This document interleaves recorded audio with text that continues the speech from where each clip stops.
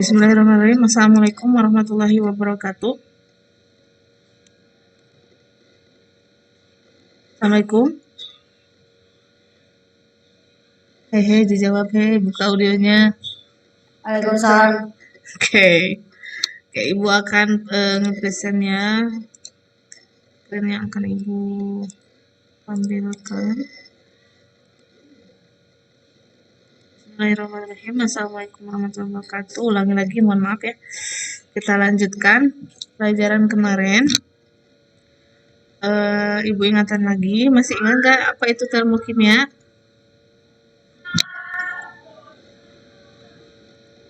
Hai.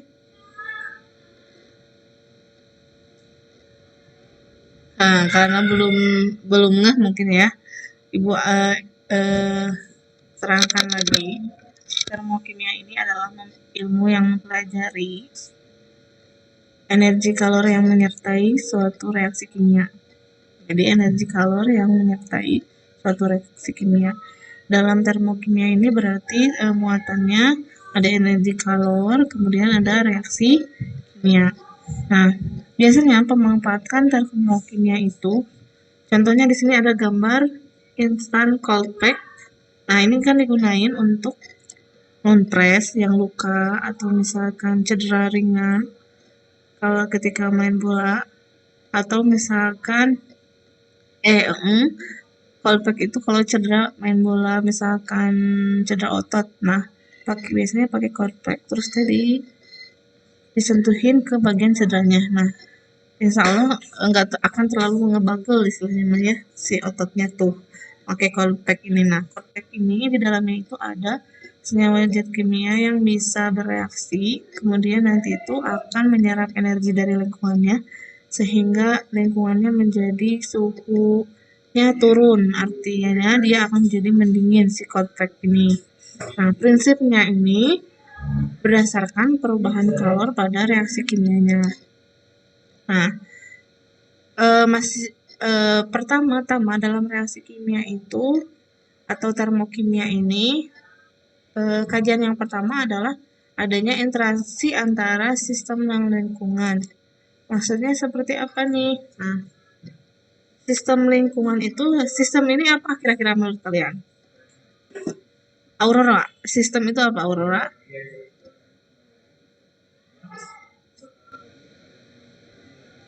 Aurora?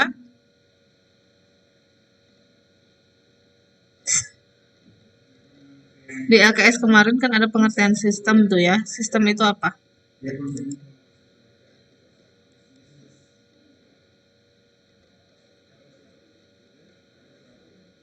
Nih, contohnya ini nih ya.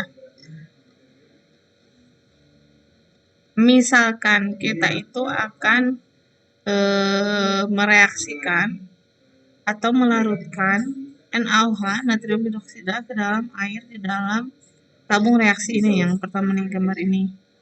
Nah, ternyata dari yang sistem tersebut ini ada perpindahan nih, ada yang perpindahan energi kalornya dan ada perpindahan partikelnya. Akibatnya si NaOH dalam air ini menghasilkan energi panas. Ternyata tersentuhlah di dalam tabung reaksinya, terasa panas. Berarti kan ada energi perpindahan tuh, ada energi kalor dari yang di dalam sini ke gelas kimia yang ada di luarnya. Nah, kira-kira yang mana sistem, yang mana lingkungan dari proses barusan yang Ibu jelaskan?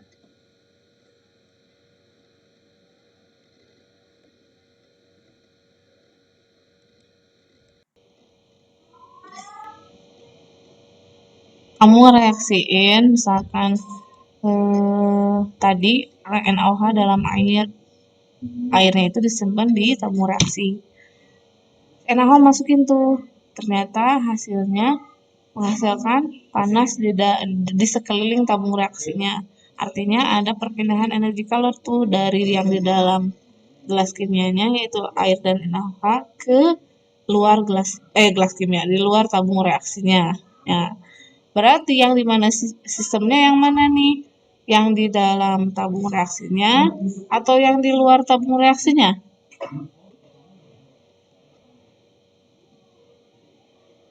Bill?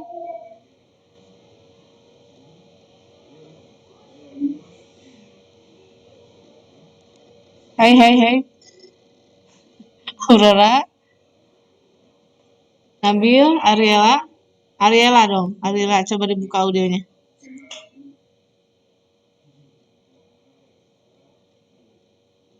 Nggak ada suaranya. Hai, hai, hai. Tolong dijawab yang mana sistem, yang mana lingkungannya. Oh, belum paham. Contoh lagi ya. Yang ada di sekitar kalian aja ya. Kamu misalkan masukin kopi ke dalam air yang ada di gelas kimianya. Kopi yang dimasukin ke dalam air ternyata akan menghasilkan ketika diaduk ada endapan kan. Nah, ketika panas si airnya ternyata di lingkungan sekitarnya jadinya panas si airnya itu. Jadi kan ada perpindahan energi tuh. Nah, yang mana sistemnya, yang mana lingkungannya menurut kamu?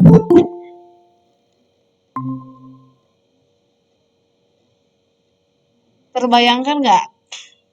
Kopi nih ya, kopi di dalam gelas. Diseduh pakai air panas. Kira-kira yang mana sistem, yang mana lingkungannya? Nah, karena belum paham, Ibu jelasin lagi ya. Sistem ini adalah fokus atau subjek dari proses reaksinya.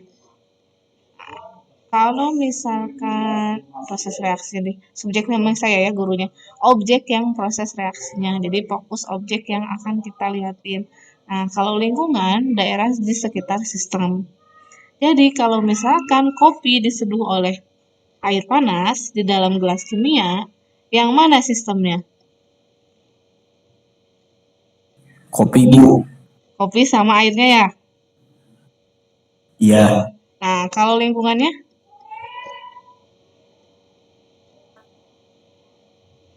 Coba lingkungannya yang mana? Saya seduh tuh kopi dengan air panas di dalam gelas kimia. Kira-kira lingkungannya yang mana? Sistemnya tadi kopi dan airnya. Lingkungannya berarti yang daerah di sekitar sistem tersebut kan? Iya, Bu. Yaitu apa? Gelas kimia, terus di luar gelas kimia ya? Iya, Bu. Nah, paham? Bedanya sistem sama lingkungan?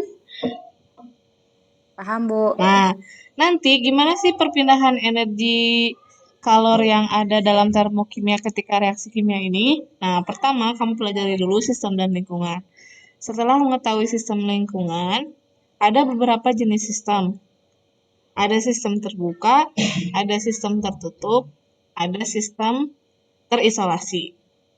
Yang terbuka, tadi kasusnya adalah kopi, kemudian diseduh dengan air panas. Gelasnya tuh terbuka ya, tidak ditutup sama kamu.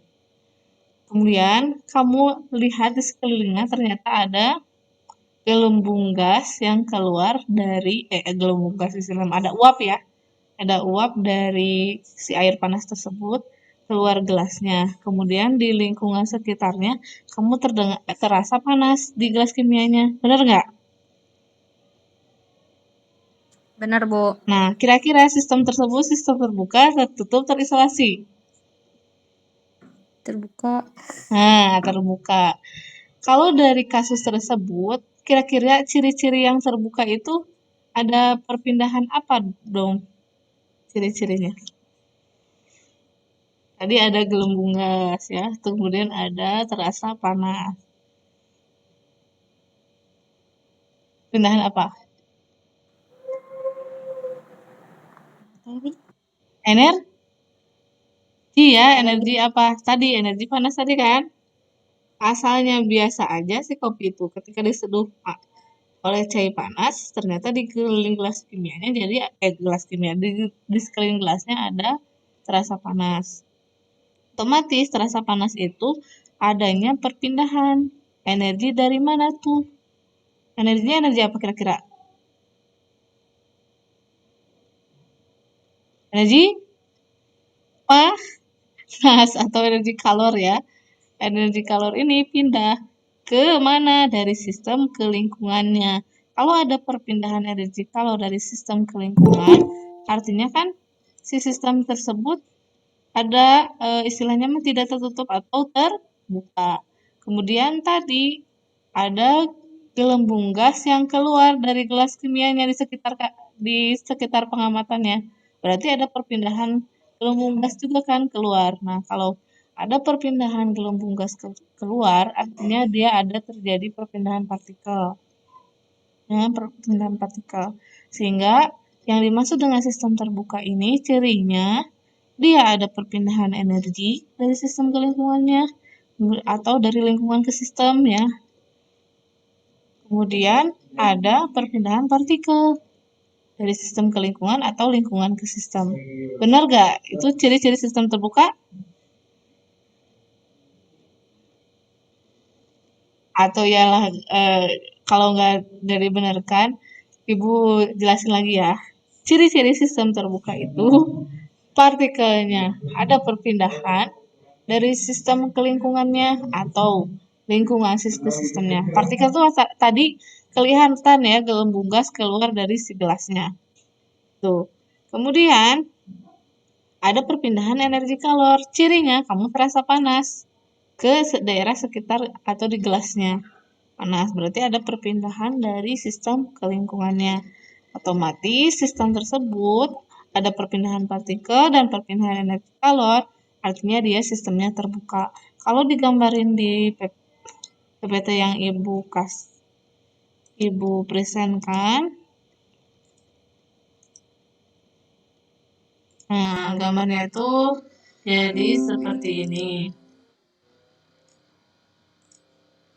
Nah, seperti ini ya. Jadi, nih, maksud Allah. Meter itu artinya partikel ya, jadi atau istilah materi. Ada perpindahan dari si gelas ini dari dalam ini sistem ke lingkungannya. Kemudian ada pekerja atau istilahnya mah energinya tuh masuk tuh ke dalam gelasnya itu ada yang energinya ada yang keluar. Contohnya kamu terasa panas di gelasnya. Artinya dalam sistem terbuka itu ada perpindahan materi atau partikel dan perpindahan energi. Itu dari sistem terbuka. Kemudian sekarang sistem tertutup. Selanjutnya, aku tadi si gelasnya ditutup nih, di atasnya ada pakai piring. Ya, si gelas yang diisi kopi panas yang diisi air panas dan kopi itu ditutup oleh piring di atasnya, sehingga tidak ada yang keluar masuk partikelnya atau istilahnya si udaranya itu nggak keluar. Nah, kira-kira ciri-ciri sistem tertutup menurut kamu apa? Kalau dari gambar ini. Febrio.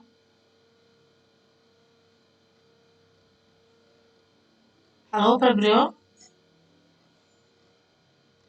Mana ini ya? Iya, Bu. Nah, dari gambar tersebut, kira-kira sistem tertutup itu bedanya sama sistem terbuka apa? Tadi mah terbuka mah partikelnya ada perpindahan tuh dari sistem ke lingkungan atau lingkungan ke sistem. Energinya juga berpindah dari sistem ke lingkungan atau lingkungan ke sistem. Kalau di sistem tertutup, apakah dua-duanya berpindah atau enggak? Enggak. Yang enggak apa? Yang meter. Meter. Ya, yang meter. Meter itu apa bahasa Indonesianya? Materi. Ya. Kalau energinya gimana? Energinya berpindah. Energinya tetap berpindah. Artinya sistem tertutup itu tidak terjadi perpindahan materi, artinya si udaranya tidak keluar ya. Kalau istilahnya mah teramati di gelasnya jadi ada gelembung-gelembung di dinding-dindingnya. Nah, artinya dia nggak bisa keluar, terbebaskan si partikel udaranya. Hingga ada gelembung-gelembung di dinding-dinding gelasnya.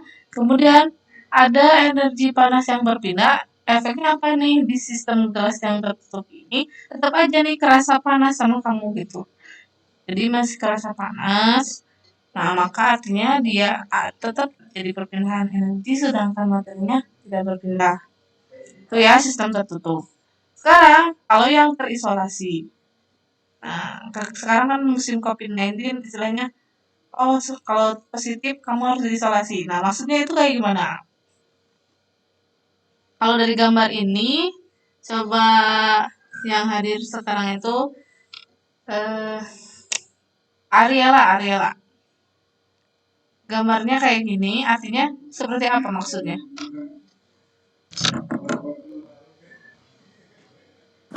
Apa Bu?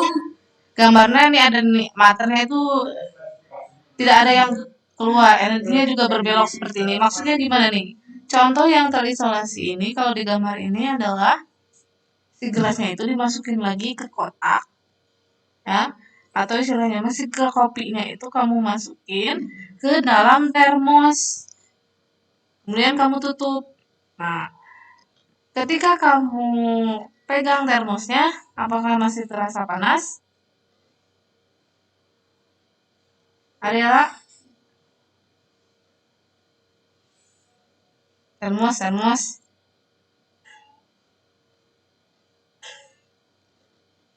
Kemana ini Ariela? Oh, iya.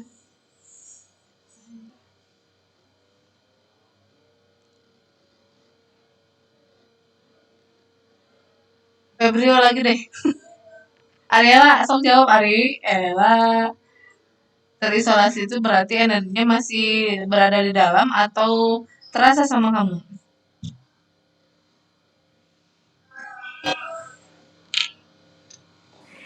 Ibu bisa Iya. diulang lagi enggak? Tadi kopinya kan tadi mah disimpan di gelas yang udah ditutup ya, terus kamu pindahin ke termos. Termos yang dilapisi kaca. Nah, sehingga kamu masih kepegang nggak? Maksudnya tuh masih terasa panas nggak termosnya?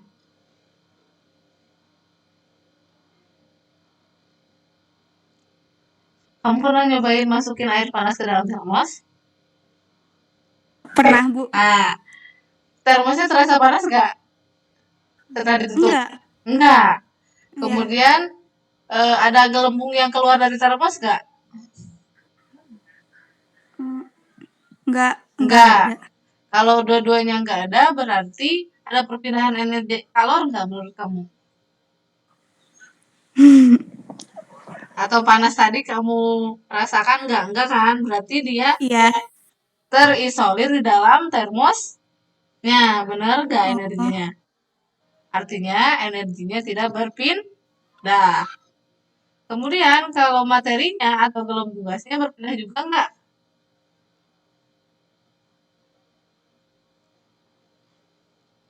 Enggak kan? Iya. Enggak. Kalau dua-duanya enggak, berarti ciri dari terisolasi itu tidak ada partikel yang keluar atau masuk, kemudian energinya pun tidak ada yang keluar masuk. Itu artinya ketika prosesnya terisolasi, nggak boleh ada orang yang keluar masuk ke area tersebut.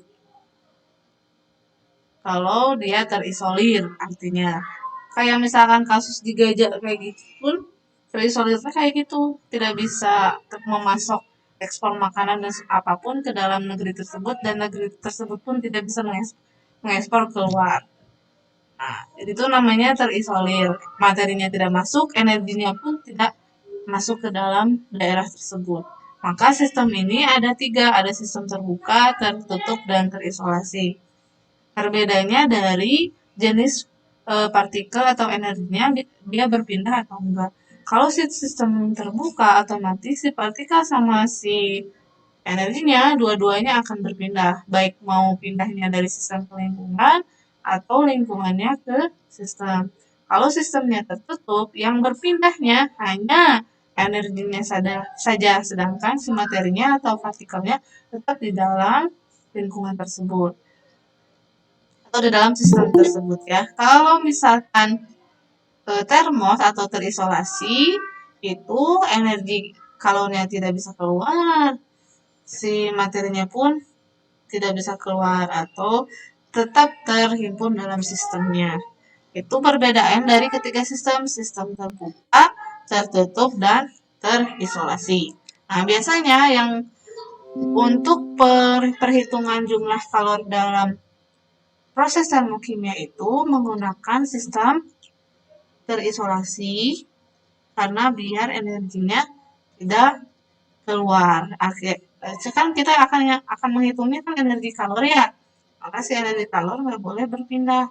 Akibatnya menggunakan sistem terisolasi ketika mau mereaksikan reaksi kimia sifatnya yang termokimia, artinya dia yang merilis energi atau yang menyerap energi. Contoh, kamu misalkan pada saat makan, kamu terasa panas ya, benar nggak? Atau timbul keringat karena panas tersebut. Misalkan makanannya tuh yang menghasilkan energi atau istilahnya mah kamu ngebakar makanan yang kamu masukin ke dalam tubuh atau kamu udah makan, kemudian kamu olahraga, akibatnya kamu ada rilis energi. Terus tubuh kamu tuh terasa panas. Nah, itu akibat dari perpindahan energi dari sistem tubuh kamu ke lingkungan. Nah, itu namanya sistem termokimia. Nah, ada interaksi antara sistem dan lingkungan. Nah, untuk mengetahui jumlah kalorinya, biasanya digunakan besaran entalpi. Nah, entalpi ini hanya bisa dihitung pada saat perubahannya saja, alias pada posisi akhir dihitungnya nanti. Nah, kita masuk ya ke entalpinya. Entalpi ini energi kalori yang dilepaskan atau diserap oleh sistem pada tekanan tetap. Kayak misalkan ketika di sini ada gambar heat energy in, artinya energinya masuk ke dalam sistem. Artinya kalau energi masuk ke dalam sistem, si entalpinya menjadi increases atau mengalami increases apa? Penurunan atau penaikan. Oh, increase itu apa bahasa Indonesianya?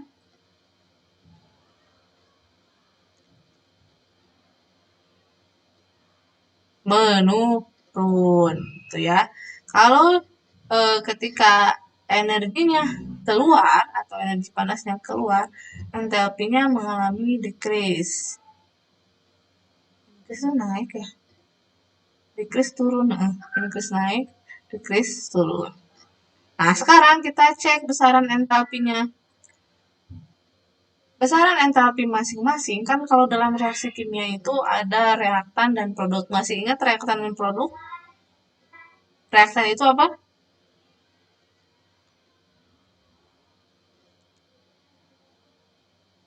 Coba, ada yang masih ingat reaktan itu apa?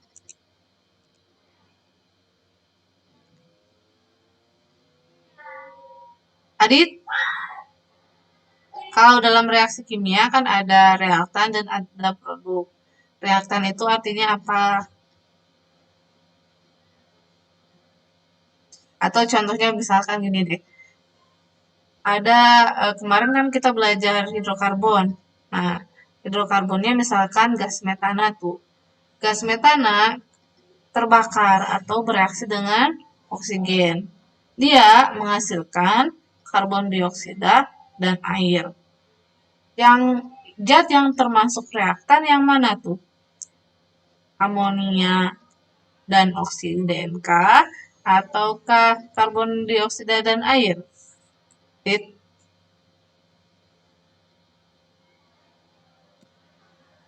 Karbon dioksida dan air, benar nggak Bu? Apa itu? Produk atau reaktan? Redup. Produk, betul. Kalau reaktannya jadi yang mana? Yang sebelahnya yaitu amonia dan air. Jadi ketika ada proses pembakaran, nah amonia nih, metana. Ketika metana dan metana dibakar itu berarti CH3, CH4 dan oksigen. CH4 dan oksigen berarti dia prosesnya sebagai reaktan atau posisinya sebagai pereaksi, ya. reaktan ini berada di sebelah kiri tanda panah, kalau produk berada di sebelah kanan tanda panah kalau dalam penulisan reaksi kimia. Berarti metana CH4 direaksikan dengan O2 oksigen, ada tanda panah, menghasilkan CO2 dan H2O. Nah, CO2 dan H2O-nya produk, metana dan oksigennya adalah reaktan atau kereaksinya. Maka, dalam proses kaitannya dengan entalpi, kita nggak bisa menghitung energi pada reaktannya berapa, energi pada produknya berapa, tapi yang bisa dihitung itu ketika hasil akhirnya aja atau perubahan entalpinya aja. Ketika sudah dalam posisi akhir, apakah dia istilahnya mah energi kalorinya masuk ke dalam sistemnya kah atau energi kalorinya akan keluar gitu. Nah, itu berkaitan dengan jenis reaksi yang kita pelajari yang kemarin, yaitu reaksi eksoterm dan reaksi endoterm. Nah, kita lanjut ya, berarti entalpi itu hanya diukur berdasarkan jenis perubahan entalpinya saja. Nah, tadi reaksinya ada reaksi endoterm dan ada reaksi eksoterm. Kalau reaksi endoterm itu reaksi yang menyebabkan energi kalornya berpindah dari lingkungan ke sistem. Ya. Kalau misalkan reaksi eksoterm, reaksinya berpindah dari sistem, reaksinya berpindah itu reaksi kimianya menghasilkan energi kalornya berpindah dari sistem ke lingkungan. Nah, kalau di reaksi endoterm berarti energi kalornya masuk ke dalam sistem. Kalau reaksi eksoterm energi kalornya keluar dari sistem. Contoh reaksi endoterm adalah proses fotosintesis. Nah, proses fotosintesis masih ingat reaksinya gimana? Proses fotosintesis gimana reaksinya? Masih ingat nggak itu pelajaran SMP?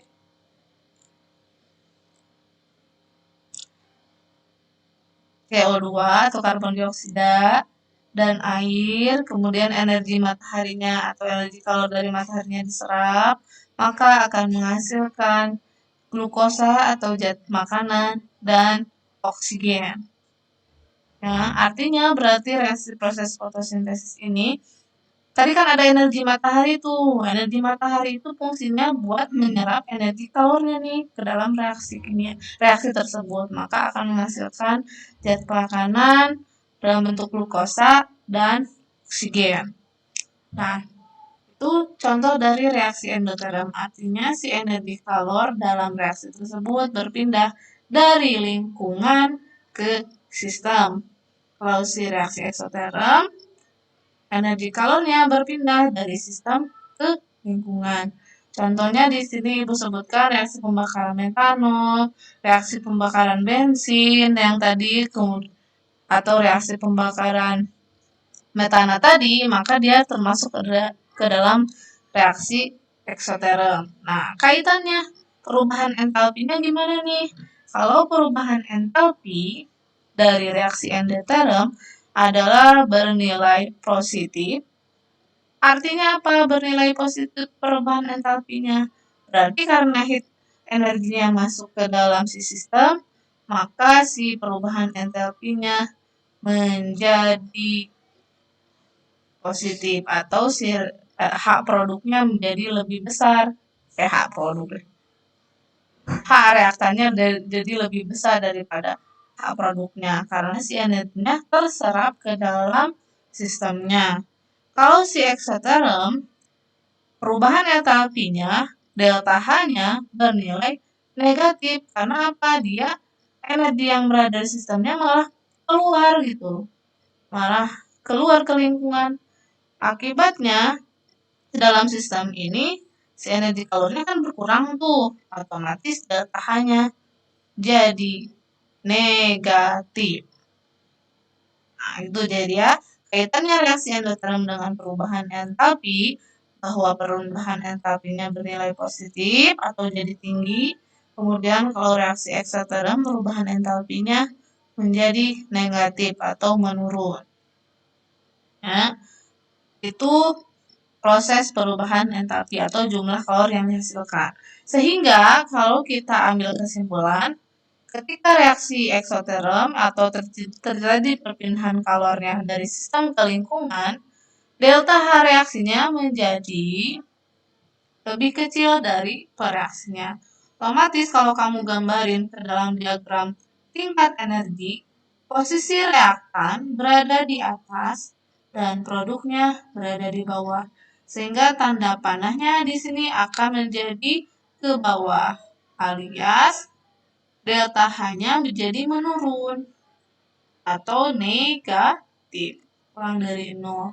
Nih, kan proses tingkat energi itu sebenarnya tanda panahnya ini adalah urutan dari reaktan menjadi produk. Maka kalau reaktan posisinya di atas, maka produk di bawah, maka tanda panahnya akan menuju ke produk dengan artian delta H-nya menjadi negatif atau kurang dari 0.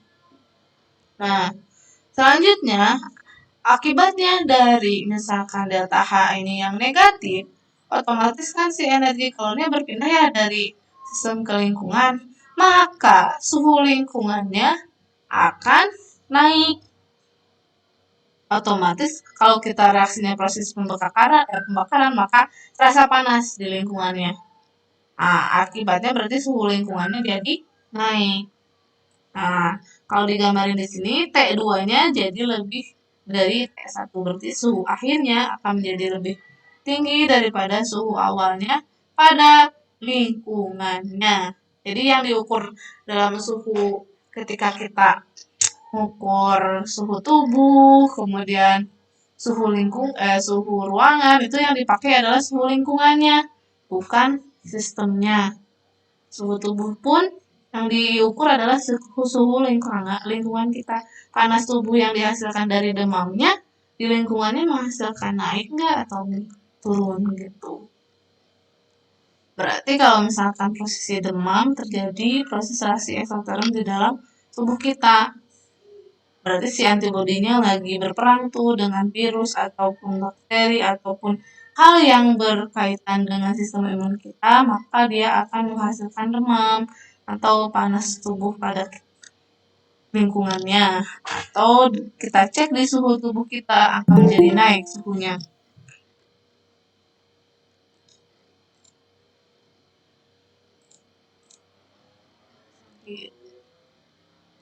Lanjut ya.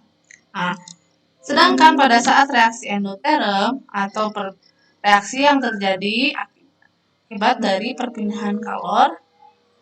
Nah, perpindahan kalornya tadi kan lingkungan ke sistem.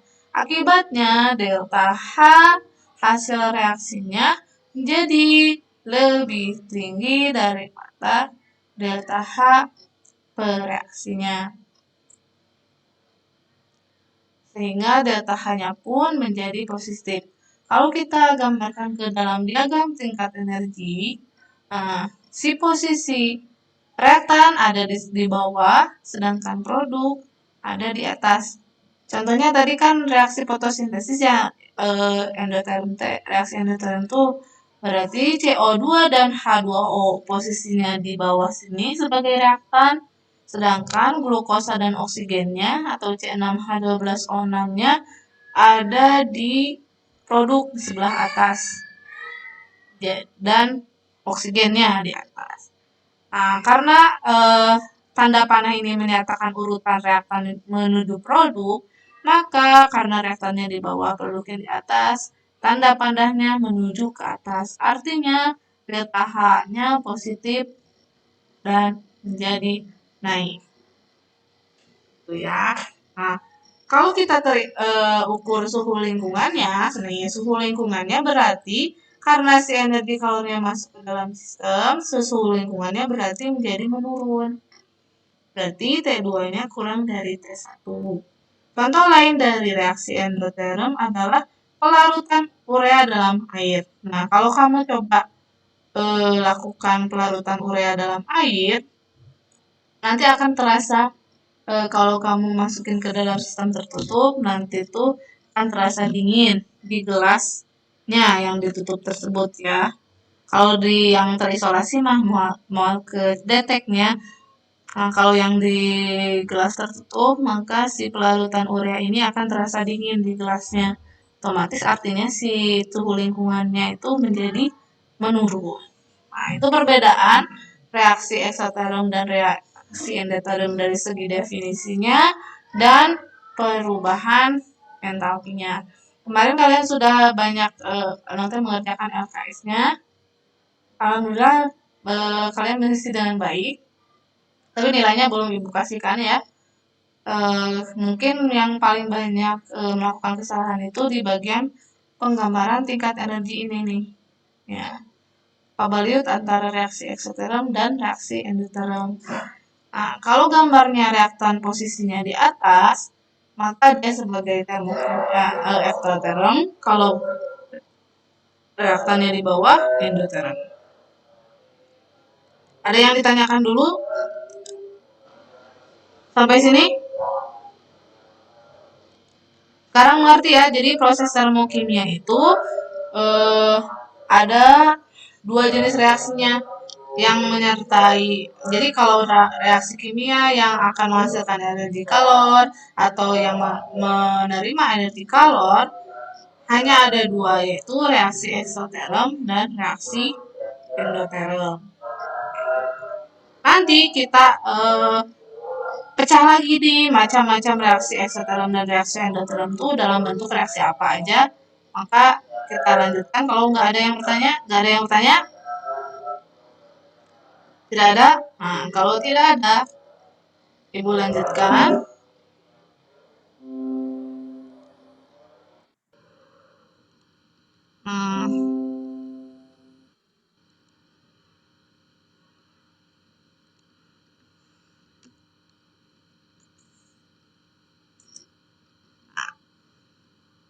Gimana sih tuh nulis persamaan termokimianya? Tadi kan ada dua jenis reaksinya ya, reaksi eksoterm, reaksi endoterm. Nah, nanti itu kalau dalam bentuk persamaan termokimianya, cara menuliskannya adalah persamaan termokimia ditulis dengan menyertakan perubahan entalpinya atau delta H-nya dan fase senyawa atau unsur yang terlibat dalam reaksi kimia tersebut, seperti gas, padat, cair murni atau liquid, dan larutan, aqueous. Larutan itu artinya dia mengandung air, aquo ya, berarti ada campurannya dengan air. Nah, contohnya di sini. Tadi kan contohnya di sini itu pembakaran gas karbit. Kalau kalian sering di bulan puasa suka ada lodong gitu ya. Nah, itu kan pakai karbit tuh, dibakar. Nah, secara reaksi termokimianya, karena dia merilis energi atau istilahnya melepaskan energi kalor, maka kalau dalam persamaan termokimianya, kamu tulisin dulu. Yang pertama adalah gasnya, adalah gas karbitnya. Berarti ini tuh nama lainnya adalah, atau nama IUPAC-nya itu adalah etuna atau C2H2 alkuna ya dia golongannya. Kemarin kan kita udah belajar senyawa hidrokarbon. Karbit itu adalah etuna. Ketika dibakar, maka dia akan menghasilkan akan bereaksi dengan oksigen. Nah, dari hasil pembakaran ini, produknya yaitu karbon dioksida dan air, CO2 dan H2O. Nah, kamu tulisin dulu zatnya. Nah, setelah itu, jangan lupa fasanya. Fasa itu berarti wujudnya. Tadi, karbit itu gas kan ya, maka kamu tulisin subscript. Subscript itu agak ke bawah ya, G tulisannya, berarti dia wujudnya gas. Oksigen juga adalah gas. Kemudian karbon dioksidanya gas dan H2-nya gas. Nah, ini belum selesai. Setelah menuliskan pasanya, jangan lupa koefisiennya harus disetarakan.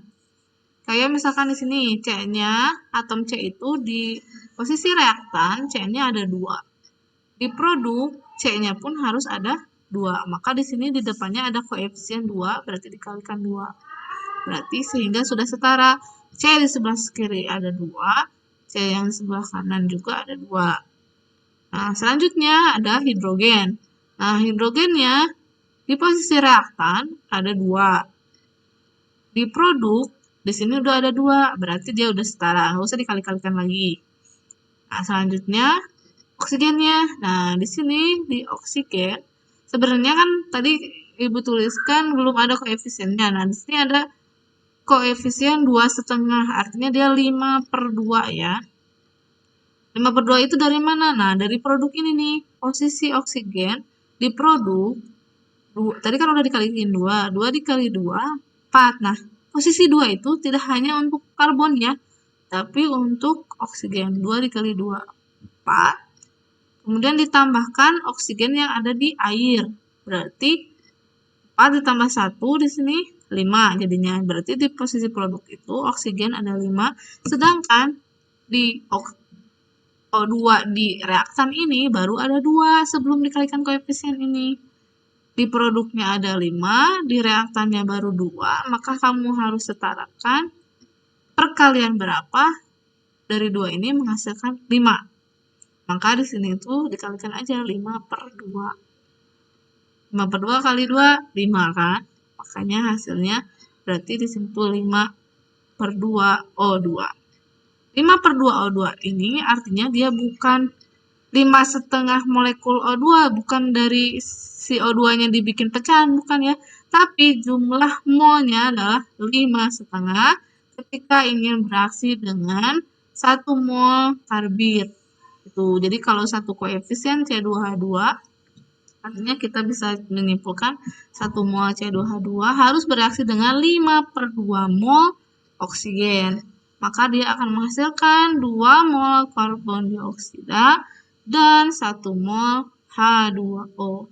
Nah, setelah itu, setelah bikin setara, sudah setara, satu lagi dalam persamaan termokimia itu harus disertai perubahan entalpi dengan ciri adanya delta H. Nah, delta H ini di sini tertulisan negatif 142 kJ. Artinya negatif di sini bukan bilangannya jadi minus, bukan, tapi karena dia tadi kan ya entalpinya mulai perubahan atau istilahnya menurun atau negatif, atau dia reaksinya berarti reaksi eksoterm. Maka golongan dari pembakaran karbon ini pembakaran karbit ini termasuk adalah ke dalam reaksi eksoterm dengan ciri delta H-nya negatif. Rilis energi atau melepaskan energi, artinya ya negatif di sini. Jumlah kalori yang dilepaskan berapa? 142 kilojoule perubahan entalpinya. Ya. Nah, itu yang disebut dengan persamaan termokimia. Nah, selanjutnya dalam pembuat persamaan termokimia, misalkan asalnya persamaan termokimianya itu delta H-nya negatif seperti ini ya. Kemudian kamu ingin dibalikkan reaksinya. Si CO2 asalnya produk jadi reaktan di sini ya. Kemudian karbitnya asalnya reaktan dan jadi produk. Maka perbedaannya delta H-nya itu berarti asalnya di sini negatif menjadi positif. Jadi kalau reaksinya dibalik berarti energinya akan jadi positif atau reaksinya menjadi endoterm. Sehingga karbon dioksida dan air akan menghasilkan karbit dan oksigen, berarti reaksinya tersebut adalah reaksi endoterm. Negatifnya jadi berubah positif. Selanjutnya, jika koefisien reaksi kimia dikalikan dengan faktor pengali A, contohnya di sini dikalikan 2 ya. Maka perubahan entalpinya juga harus dikalikan dengan faktor pengali tersebut, berarti harus dikali 2 juga. Kalau di sini dikali 2, maka di depannya juga yang misalkan O2 tadi nih, yang ini ya, dikali 2-nya misalkan nggak balik dari CO2 ini ya, tapi dari C karbit lagi, dikali 2, kali 2, maka depannya ini asalnya 5/2 dikali 2, berarti 5, kemudian 2 dikali 2, 4, kemudian H2 itu 1 juga dikali 2, 2. Jadi semuanya harus dikalikan, delta H-nya pun dikalikan 2, berarti negatif 104. 2 dikali 2 berapa? Negatif 284 kJ per mol. Ini terkait dengan persamaan termokimia. Jadi kalau ada kasus, misalkan, kan ini hanya pembakaran 1 mol. Kalau pembakaran 2, pengen ngelihat pembakarannya ada 2 mol, maka delta H-nya berapa? Tinggal dikalikan 2 delta H-nya, itu negatif 284 kJ. Kemudian kasusnya reaksinya ingin balik, maka delta H-nya pun asalnya negatif jadi positif. Nah, itu catatan-catatan yang harus kamu tulis ketika menulis persamaan termokimia. Nah, sampai di sini ada yang ditanyakan dulu?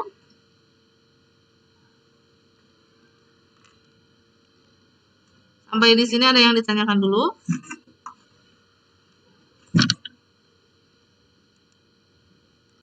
Proses belajar kali ini Ibu juga akan upload lagi di YouTube channel Ibu. Jadi kalian bisa diulang lagi dari awal seperti apa.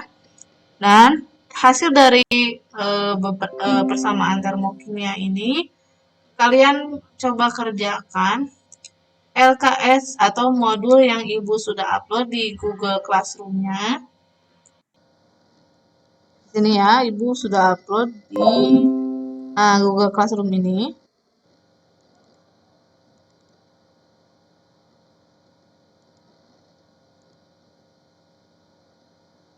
Nah, di sini ada modul kimia 11 termokimia. Kalian cek halaman.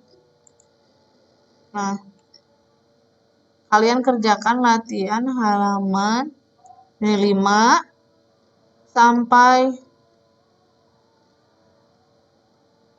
25. 5 sampai 5, 25. 5 sampai 7. Jadi kalian coba kerjakan latihan halaman 5 sampai 7 di modul yang Ibu kasihkan di GC-nya. Di sana ada rangkuman singkatnya. Kalau kalian ingin mengulangi lagi pelajaran dari Ibu, silakan kalian bisa cek pelajarannya di Meet-nya.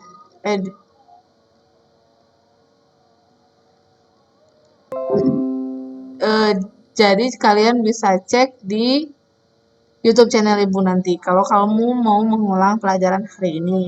Nah, untuk latihan dari pelajaran hari ini kamu kerjakan halaman 5 sampai 7. 5 sampai 7 nomor 1 sampai 25 PG. Meskipun PG kalian harus menyertakan caranya kalau sifatnya ada hitungan atau ada persamaan termokimianya.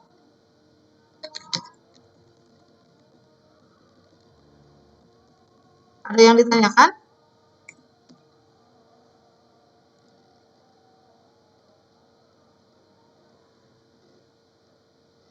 Nah, ingat ya, cek GC-nya, di sana ada modulnya, kalian kerjakan halaman 5 sampai 7, nomor 1 sampai 25 PG.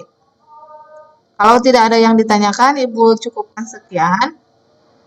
Benar nggak ada yang ditanyain nih? Soalnya Ibu lagi nggak bawa HP ke sekolah, berarti kalau ada yang nanyain ketika nanti Ibu di rumah.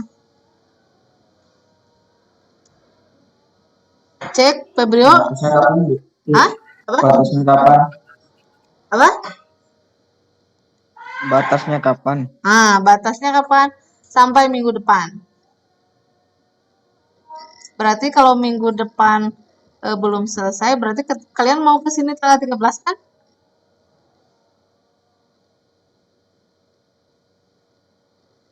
Hai, kalian mau kesini tanggal 13 kah? Januari, Bu. Sabit aja Januari. Saya Januari mah. Kayak 13 September terakhir nabit. Tuh ya, jadi batasnya sampai minggu depan. Minggu depan tuh berarti tanggal hari Senin ya, sampai hari Senin hari Selasa tanggal 15 September batas akhirnya. Jadi mohon dikerjakan. Mohon maaf bila ada yang salah. Kalau ada yang ingin ditanyakan langsung saja di WA, tapi WA-nya paling juga nanti malam Ibu jawab. Gitu. Paham? Tidak ada yang ditanyakan lagi? Tidak ada. Kalau ya tidak ada, Ibu tutup dengan ucapan hamdalah. Suara Ibu kedengeran?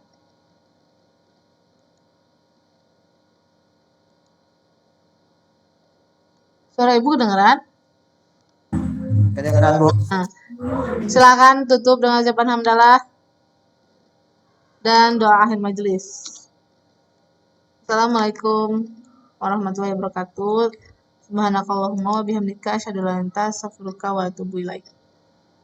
Kalian boleh meninggalkan meet hari ini.